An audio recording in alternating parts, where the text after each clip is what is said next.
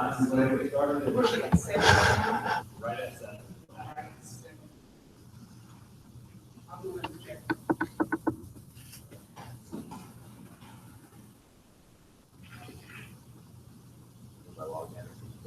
It's all good.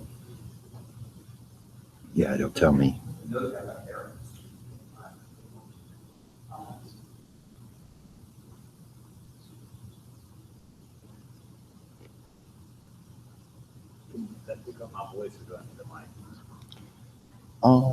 If you do the mic, it would just help that. Yeah, if it's on.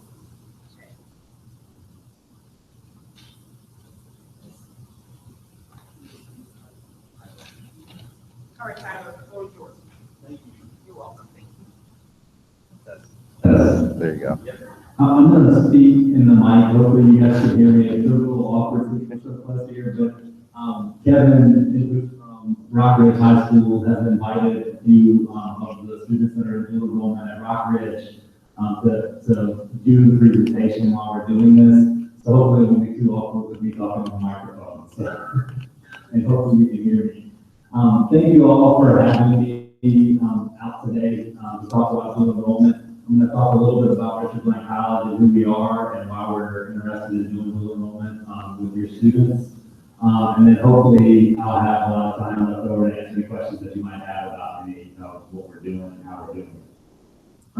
So Richard Bland is down in Petersburg, Virginia. How many of you have heard of it before this year? Oh wow, that's more hands than we got last year, so it's working. So that's a good thing. We're down in Petersburg, Virginia. We're about 20 minutes south of Richmond. We're a 2-year college, and we're under the board of visitors of William&Mary. So we're a branch campus of William&Mary. How many of you heard of Christopher Newport, Old Dominion, George Mason? All of those colleges were formed around about the same time, right before the community college system came to pass. All of those schools then escalated to 4-year schools. Both Christopher Newport and Old Dominion were branches of William&Mary, just like Richard Bland was. They escalated and became independent schools. Richard Bland stayed with that mission to serve the 2-year population in Petersburg. We kept that same mission for our history since about 1950. In 2012, we restated our mission, and that was to be, as you can see on the screen, we want to prepare students for university transfer through a rigorous program and grounded in the liberal arts tradition of William&Mary, as well as expand access to college credentials through strategic partnerships. We think of dual enrollment as one of those strategic partnerships through the different high schools that we work with. And really trying to create scalable innovation in Commonwealth. So most community colleges have a service region.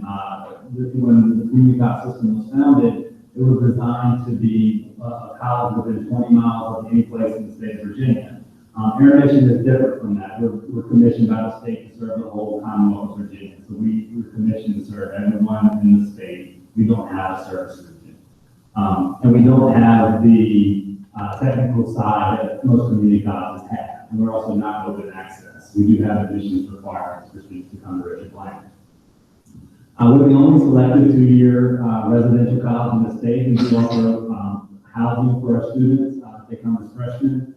We have about 400 beds on campus. We implemented last year the exceptional student experience at Richard Bland College. What that is it's a one-to-one educational experience where students are paired with a learner mentor that takes them all the way from orientation until they graduate with the college. So that's their one-stop services for our students. They have an advocate that works with them from the time that they become a student until they graduate. 83% of our courses are taught by full-time faculty. Last year we had Dr. Sean Holt come down and do a guest lecture. He's worked with Dr. Kagan in the biology course. He works also at Rock Ridge. He came down to the guest lecture series. He is kind of the master instructor for this course. So he's working very closely to make sure that the course that's offered here at Tuscarora is the same course that the student would get if they were on campus at Richard Bland College. That's critical for us. For our accreditation and to make sure that transferability is going to be the same. If it's transferring the same, we have to ensure that the content that's in that course is exactly the same as what they would get if they were taking the course on campus at Richard We were also approved, we're lowest net cost FDE in the state. And then we're also approved to be a test site for competency-based education in Virginia. By the Department of Education, that's as an experimental site. So we're pretty excited about that. We're trying to test and do things in higher education. So the whole thing about the exceptional student experience, that's a differentiator for us. And what we're trying to do is align our academic portfolio and streamline pathways for students to graduation. One of the ways to do that, again, is through dual enrollment, through the strategic partnerships that we have. So what we're here to talk about today is the dual enrollment. So the spin-off from the exceptional student ESE, the RBC. We came up with the individualized dual enrollment program at Richard Blank College, which is part of what we're doing here. What we do is we have instructors on our campus that work closely with the instructors at Tuscarora and the other high schools that we work with to make sure that the content's all aligned, and we try to get those courses off the ground to ensure transferability and flexibility for students as they go on to complete their education once they finish high school. With dual enrollment, they get credit for college and high school at the same time. Sometimes it's electives in high school and required courses as general education in college. Sometimes it's the other way around, so elective. We're offering a theater course that's not required to get a Richard Bland degree, and it's an elective at Rock Ridge. So there's various types of courses that we can offer, but we want to ensure that they're the highest transferable courses, and they're going to be seamlessly transferred once the students go on to wherever they're going to college once they graduate from high school. Again, focusing on the highly transferable courses, we have to ensure that the rigor is the same in these courses as it is at Richard Blank. So it's not a high school course, it's a college level course. The workload is a college level workload. Dr. Kagan, I think, can attest to that. There's a lot of work associated with completing one of these courses. And the students are going to need to put forth additional effort in comparison to some of the high school classes that they're taking more than likely. We do offer, we had last year, and we hope to do it again this year, where Dr. Holt came up and actually did a lecture about plumbing during one of the classes here on campus. We hope to do that again or something similar to that again this year. The whole point is to try to connect the faculty and connect the students to the Richard Bland faculty that we have. Some of the benefits of doing dual enrollment, first of all, they get college level credits. If they take the biology course here at this campus, they would get 8 college credits, biology 101 and 102 at Richard Bland. That's going to fulfill a lot of the general education requirements at most 4-year institutions, and definitely at Richard Bland College for science. Now, if they're going to be a science major or a biology major, it becomes a little more difficult. They may have to retake something, they may have to do something different because those courses are very specific, and as you get into your major courses, there's a little bit of a difference there. But it should fulfill most general education requirements at any school that they were going to transfer. So if they complete the course here at Tuscarora, they would get 8 credits. If they get a B or better, we would guarantee admission. They don't have to fill out another application. They're going to get a letter from us requesting the transcripts, and they're going to be admitted to Richard Bland. With that, we also offer streamlined pathways to William&Mary. One benefit that we offer is that William&Mary, one of the most selective institutions in the state, we offer co-enrollment with them. What is co-enrollment, you might ask? It's similar to dual enrollment here with high school. You can enroll at Richard Bland College after you've completed 15 credits or better with a 3.3 GPA. You can co-enroll at William&Mary and take up to 6 credits per semester, and you pay Richard Bland College tuition for the William&Mary courses. So you would take courses at Richard Bland and at William&Mary at the same time. So you're co-enrolled at the institution. And we actually provide transportation for the students that do that, back and forth to Williamsburg. It's about an hour drive, so if you don't have transportation, or you're welcome to take yourself if you're a student in that program, but we do provide the transportation for that. And then the other goal is just to open up access to higher education to students that might not have thought that they could or might not try to do that. So they get a jump start on the college experience. It provides flexibility for the student, a lot of students, when they get to be a freshman in college, they might sign up for 15 credit hours, they find one class that it just wasn't for them, and they drop it. They're no longer on track to graduate within 4 years. They have some credits that they have in their back pocket from dual enrollment, that gives them flexibility towards pursuing that bachelor's degree and graduating on time. So just some of the partners that we have worked with. Again, we've done dual enrollment for multiple years, since probably about 2000. We have really ramped that up over the last few years, expanding our partnerships. We have some partnerships in Virginia Beach area. We have a couple of high schools up here in Loudon. We have the Catholic Diocese of Richmond, where we're offering courses to all of their students. And then we actually have a program with Fort Union Military Academy where students can actually graduate with their associate's degree along with their high school diploma at the same time. For a total increase of about 100%. So how do we do it? Dr. Kagan is actually an adjunct instructor for Richard Bland College. So we would go through all the qualifications to be able to teach a biology course for Richard Bland College on our campus. If he were to come in there and teach, he could be hired as an adjunct instructor. That's a critical piece to this. It can't work if you don't have instructors that are able to teach the courses. So we're able to credential him based on what his background is to teach the course. So the reason that we're able to do it at no cost to the student is because we don't have a cost of instruction. So he's an employee of Loudoun County. We were funded by the state of Virginia. We're a public institution, so we're funded at about 60% for instruction from the state, and then we have the tuition and fees, which accounts for about 60%. So we're basically absorbing the administrative costs to register your students and get them through the process because we don't have that cost of instruction.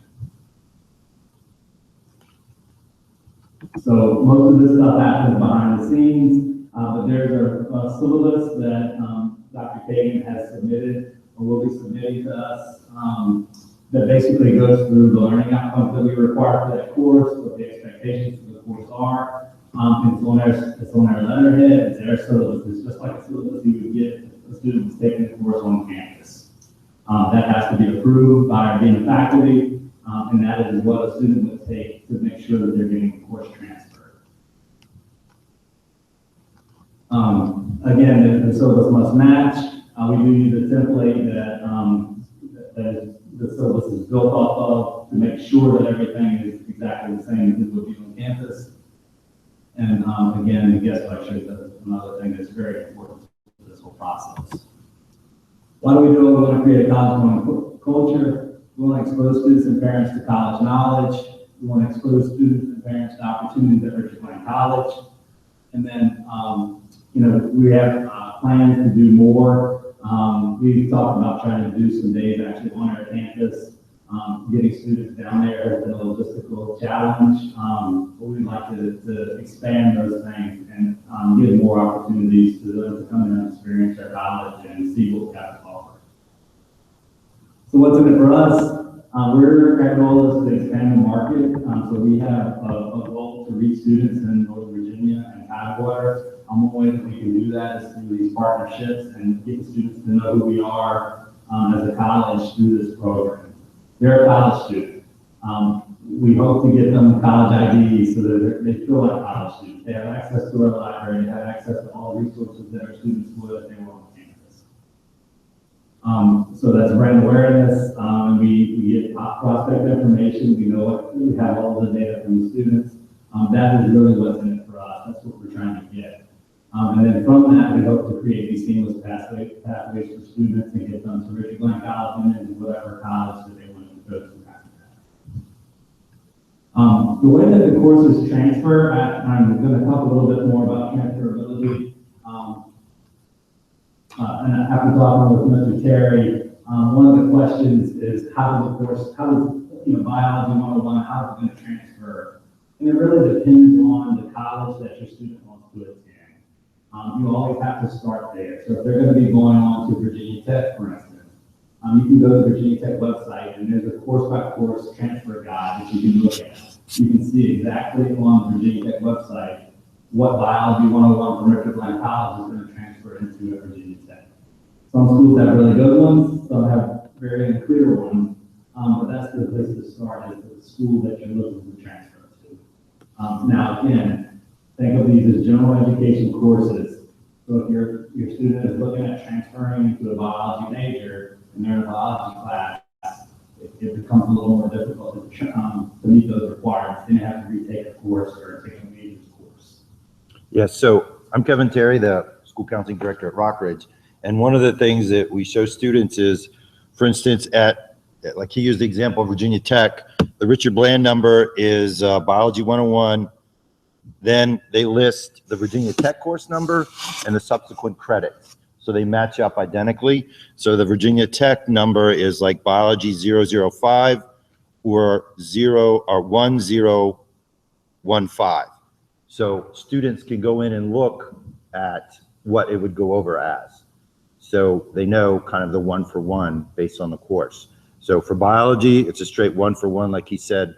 For students that are going to use it as a general science credit, for students that are going to a specific major, they might be bumped along further in that major, or they may have to take some components over, but the credits still count. They may go towards an elective credit in the science. So they don't lose the credit. It just may not apply directly, but this shows the 1-for-1 for all the courses that are offered for dual enrollment. In most of the state schools, you'll find something equivalent to that, where you can see the course by course equivalencies. Course equivalencies is what that's called. In most of the state schools, you can find that, as well as most of the privates in the state of Virginia. For students looking to go out of state, it becomes a little more complicated. It's critical that they hang on to that syllabus, because if they're going into a school and they don't know about Richard Bland College, they don't know what their curriculum is, they can take a look at that syllabus in most cases and determine what that credit would equate to. So the students should have a copy of that already. I'm seeing Dr. Kagan shake his head, so I'm sure they do. So make sure you hang on to that.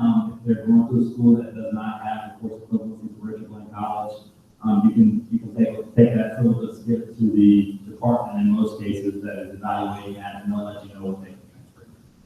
And the one hiccup our students faced this year was they thought when we sent their final transcript to college, they automatically got the dual enrollment credit.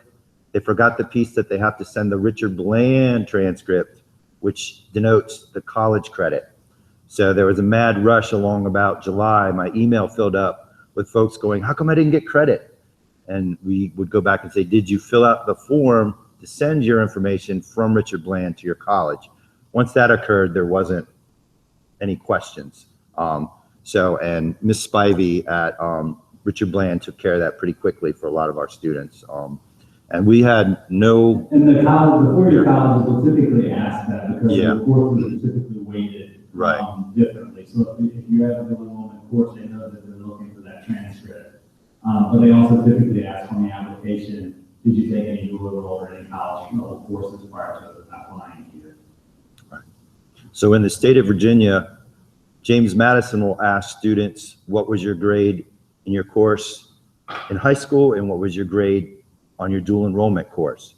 Because they've had encounters where students get an A at their high school for the dual enrollment class, and the college that they're dual enrolled with sends a C, because there are different requirements. So they're pretty specific about, there's a lot of our students got confused last year. Why did I have to fill this out twice? We just explained what their requirements were and talked with Ms. Tamney at James Madison, who also explained it for our students. I believe the biggest, the most, I don't know how to say this, the people that are the most kind of questionable about any dual enrollment credit is the University of Richmond. They'll ask if the course was taken at the school or not.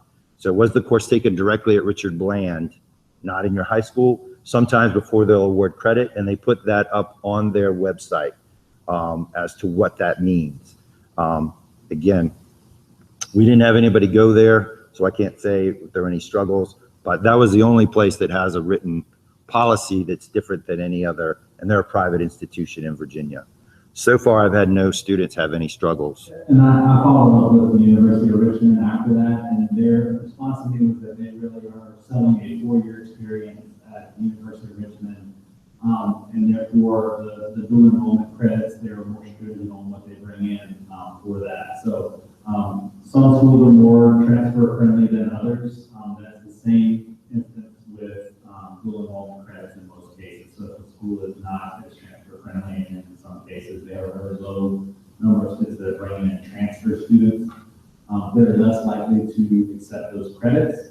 But it seems to be in my research of this topic that more and more schools are accepting more credit related to that. And typically, you know, if it's a general education course like the biology, English, some of those courses, they're typically going to be, you know, English 101, English 101, pretty much anywhere that you take it. So depending on how generic the course is or how transferable the course is, typically they're more open to accepting credit.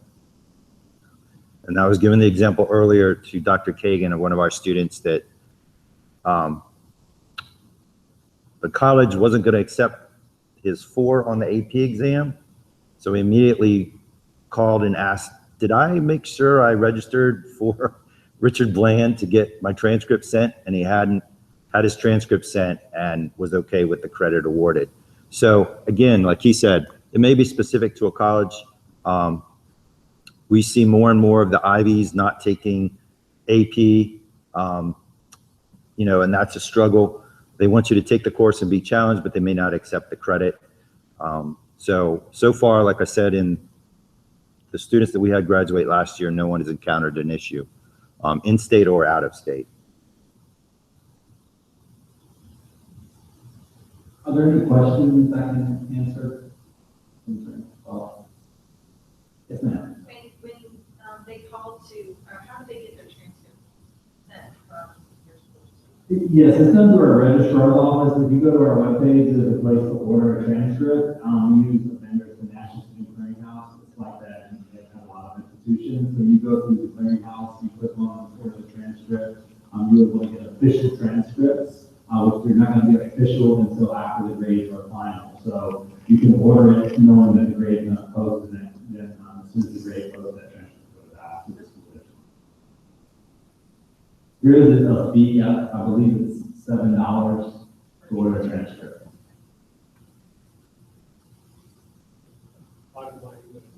So how does this logistics work? So you mentioned about whether this was taken within the high school or taken on campus. So what's the teaching? Will it be on campus or is it? No, this course is offered here at the school through Dr. Kagan's course. So that is the case. What Mr. Terry is talking about is University of Richmond is selective about which courses they would take. So it could be that because this course is offered here on this campus with someone who's not a faculty member of the college, we say that he is a faculty member of the college because we've gone through that same process, that they would not accept that credit as one-to-one. So the high school transcript says AP Biology / dual enrollment. So the college knows that the student took a college level course in high school. Yeah. And so they know that it was taught at our facility by adjunct professor credentialed by Richard Bland. Most colleges, like we said, that's fine. Only and that it's a exception. supplemental form. Right. The way that they found out is a supplemental form. His transcript or student's transcript will look exactly the same as a student that just took the course on our campus. There's no difference from our perspective. Now, if we get to a point where we're offering more than 25% of our course or our course load for every degree at a location, we have to send something to our accreditors to notify them that we have a separate site on campus. So, but with taking we just offer currently the 4-credit biology course, 8 credits for the semester. We're not anywhere near that where we have to notify them that we have a separate site for that. So thanks for that. I didn't knew this. So, so I have a Rock Ridge High School student. So, how does he come here? Oh, no, we teach AP Bio at our school. Yeah, and AP Chemistry. And We're currently offering Right. biology For these two this schools. school as well as Rock Ridge, so we have. Okay, so my student doesn't have to be. No. And whenever the guest lecturers come, they come into school, or anytime we Skype in professors from other universities, it's in that auditorium or the library or wherever. Now, we do have one big goal this year that we had last year, but kind of with snow and all that stuff just fell apart, which was our chemistry, our AP dual enrollment chemistry teacher had worked out some ways to do a lab day at Richard Bland, probably after AP testing. Some labs that they always want to do, but we might not have the equipment. So we're hoping for both biology and chemistry this year, maybe even physics, because we offer physics, to have a lab day. It's just a matter of getting to Richard Bland and back in the same day with buses. But that is a goal we've had the last 2 years, so that they could come on and have that different experience in a college lab setting, where they'd get a lab lecture real quick and then they'd hit the labs. So that's a goal. So if you get a permission slip, that's what it's about. So is it, so whatever that lab they would do, that's in addition to what they would have gone through Right. in high school? Yeah. It's labs they would have done the rest of the year. It's just there's some things that they would love to do that sometimes we need a little bit more to do it with. Yes, ma'am. Once he applies, he's all set, right? Correct. So basically, it's two separate courses. So it's Bio 201 and 202. And we go on your schedule. So they'll get a grade for Bio 201, 101, I'm sorry, my numbers mixed up. So they'll get a grade for that course, and as far as we're concerned, that course was done. They moved on to Bio 102. I know that is different in the high school setting. It's one course and they're getting grades throughout the semester. But as far as we're concerned, that one's done. So they'll have 4 credits after sometime in January, typically, when the semester goes from the first semester to the second. And once that happens, they'll get a grade for the Bio 201. We automatically re-register them for 102 unless we're told that they're not in that course. So once they do the application, I believe everybody at Tuscarora, there's a few people that hadn't done it yet. I'm going to send a list out to Ms. Reed and Dr. Kagan tomorrow so that they know who's on that list. But for the most part, we've gotten most of the students registered already. He's from Rock Ridge, and we have just received an email telling you only our application is all received. So they're all set. Perfect, right? yes. Okay. So basically what happens is we work off of the rosters that we get. We have all the rosters. We're not quite at the 15 student level yet at Rock Ridge. We have quite a few students that still need to do the application. But yes, that's all they need to do is fill out the application. Yes. What happens to the AP course again until they have to go to school? What happens to the AP course? Uh-huh. It's the AP level course is still the AP course. What we worked out 3 years ago, getting to this point, or almost a little bit more than that, was our instructional folks talk to their instructional folks to see the overlap between AP and dual enrollment. And maybe Dr. Kagan can speak to this in biology. It was about a 75% overlap. So what we added, say in chemistry, or physics most specifically, I know, was 4 different labs that we wouldn't have done in our physics class that they do.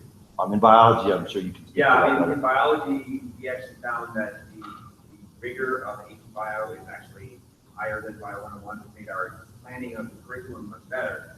And we got to include now human systems, plant systems, which we did before, it was eliminated from the AP curriculum, but part of Bio 102. So we made the pace quicker, we still did do labs, we do everything, and then we include human systems, plant systems.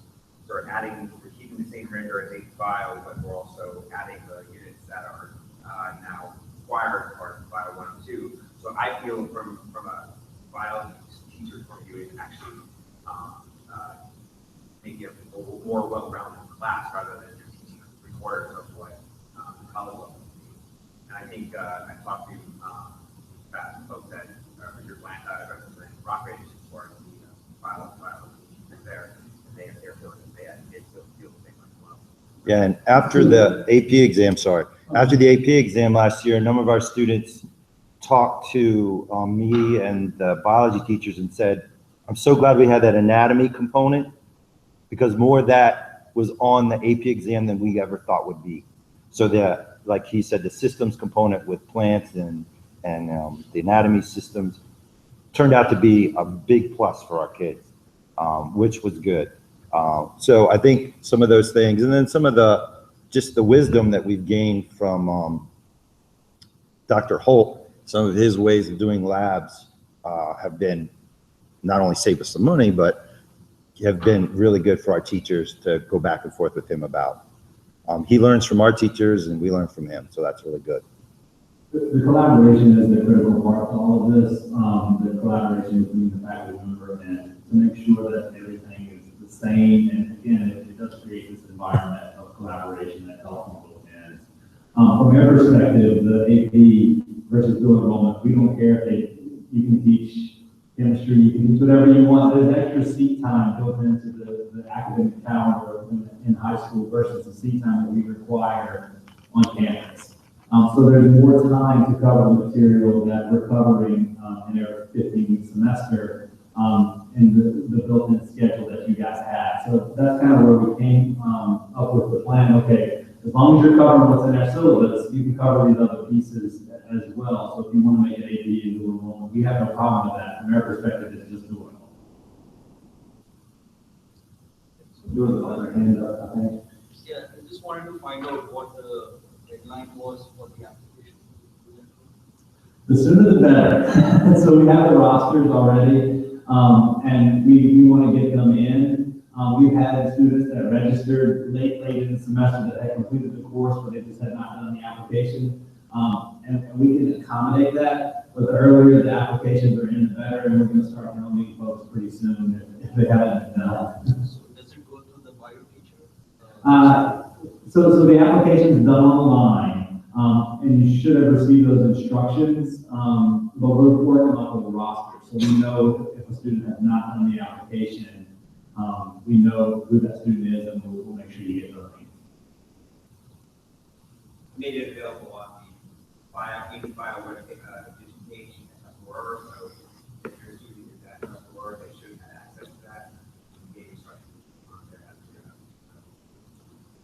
You can get to an application on our website and fill it out. It's a much more lengthy application than the dual enrollment one, so go through your bio instructor if that's the case. And remember, you click waiver, you don't pay the application fee. There's no fees involved, and no tuition or application fee. The semester time frame, 4 weeks, 15 weeks time frame. So if there's 101 or 102, when will that end? It really is based on there's more seat time. So we build our curriculum based on our 15-week Carnegie credit hour basis. So it's 15 weeks if it's a 50-minute class, 3 days a week. However many minutes that is, that's what the curriculum is built off of. Typically, and I know it's different at every school, Dr. Kay can help me, the schools that are on block schedules are meeting for a longer period of time over a longer number of weeks. So that's what I meant by there's more seat time than what we require. So therefore, there's other things that could be covered in that course. Yes. So should every student enrolled in AP Bio also be dual enrolled? That's up to the school, in my opinion, yes, but it's That's kind of what I mean for Tuscarora. I kind of stressed that because again, 3 credits. To me, it's a no-brainer. Not to listen, but also the teacher says the same thing. I'm pretty sure that. Yeah.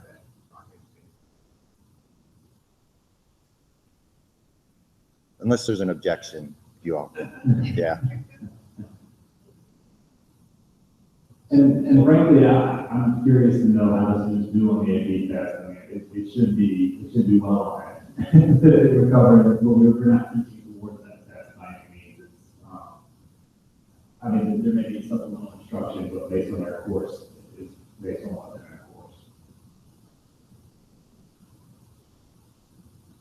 So this waiver is applicable only for physics, chemistry, bio. When they register for the class, and I believe we said they have to register for each of the dual enrollment classes, right? They have to do the application for, No, we only need There's one only one, application, yeah. so if you're in multiple courses, we can get that student into the multiple courses. Yeah. Based on the roster. So we work off of the rosters that the high school provide us. We have had changes in the roster, so we don't always know what those are until the grades are getting posted, so the more we know, the better. But we can handle that on. any other questions? I have some cards up here if anybody does have questions later, or if they want to ask any questions in private, I'll be happy to stick around for a little while. So thank you all for coming out, I really appreciate it. Thank you all.